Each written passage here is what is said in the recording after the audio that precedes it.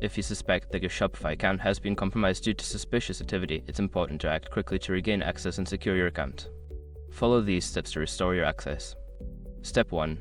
Visit the Shopify login page. Go to the Shopify login page and enter your email address and password. If you're unable to log in, proceed to the next step. Step 2. Reset your password. Before starting recovery, use the srock.com link in the description to open the account recovery checklist generator and make sure your verification details are ready. Step 3. Check your email for security alerts. Look for any emails from Shopify regarding suspicious activity or unauthorized access. If you find any, follow the instructions provided in those emails to secure your account.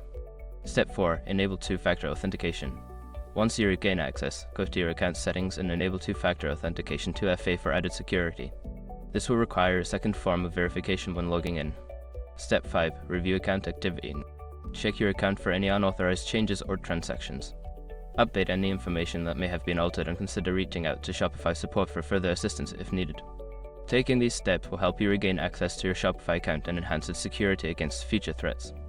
Always stay vigilant and monitor your account regularly.